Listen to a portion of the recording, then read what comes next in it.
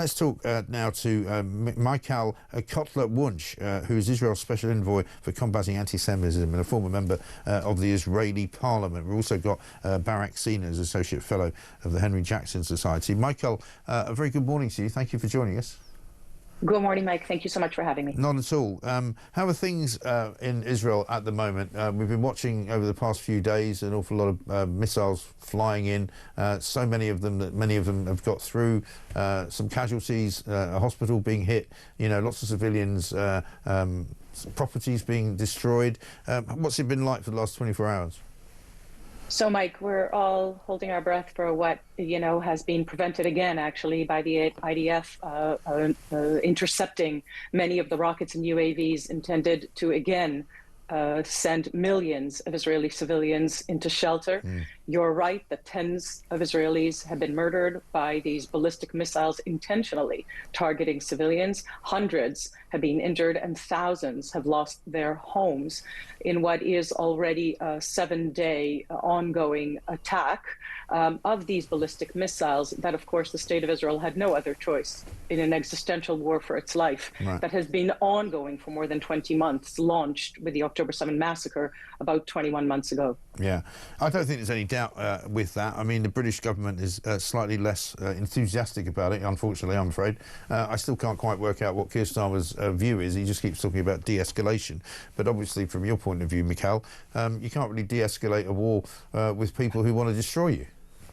Well, I want to say, and Mike, the previous segment about the Palestine action attack on the RAF base, I think should be sounding sirens, not just for the state of Israel, but indeed in the UK and around the world that cherishes the values of life and of liberty that we have created, because what they signal is not just the mainstreaming of anti-Semitism that we've seen alongside this 21-month-long war, including in the UK with a tsunami of anti-Semitism, but in fact the mainstreaming of terror, the mainstreaming of the Islamic Republic of Iran that actually not only has this ring of fire around the state of Israel with all of its proxies, Hamas, Hezbollah, the Houthis, but in fact has embedded itself in democratic countries in order to be able to advance their genocidal intent, openly declaring to build an alternate reality on the rubble of our civilization, not only annihilate the state of Israel, the small devil, and destroy the United States, the big devil, but in fact to destroy the foundations of our democracies. That is the siren that should be sounding,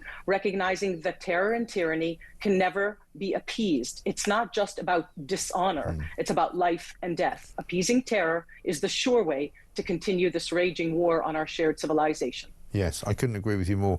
And as far as the military situation goes, with what Israel has been able to dismantle, shall we say, over the past week in Iran, what is the belief in the military there? I know that you don't speak for them, but what's their belief about how much they've been able to kind of denude Iran's capabilities?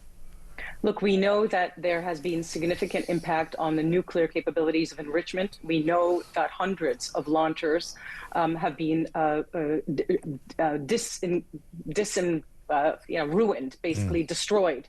So the moment that they continue to have ballistic missiles, and we have to be very clear, those ballistic missiles, those that get through the interceptions, cause tremendous damage. The havoc that they have wreaked, as we said, the murder, the destruction, the targeting of hospitals have been with ballistic missiles without nuclear warheads. But in fact, those launchers enable those ballistic missiles to continue. And we know that the information, if you will, the collective memory of how to continue recreating nuclear capabilities, ballistic capabilities, and the dissemination of these terror proxies around the world, we know that that too has been derailed with Israel's continued attack on military targets. We have to be very clear, singularly on military targets, whether it's individuals, bases, or the places in which they continue to enable the construction of the materials that they need and the enrichment of the nuclear capabilities and the ballistic missiles.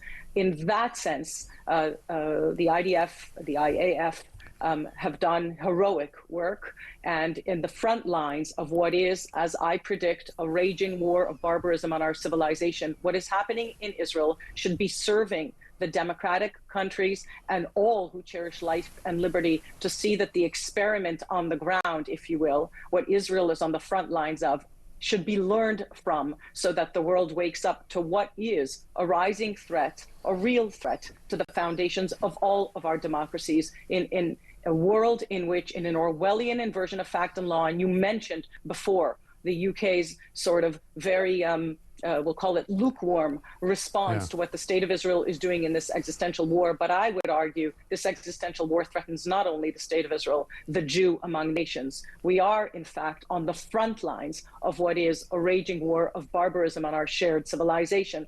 And I would argue that democracies around the world and all that cherish the foundational principles of life and liberty should be alarmed, including, for example, to the fact that today, none other than the foreign ministry of the criminal Islamic regime in Iran will be addressing none other than the Human Rights Council.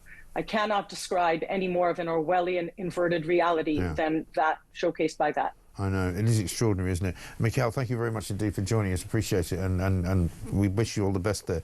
Michal Cotler-Wunsh there.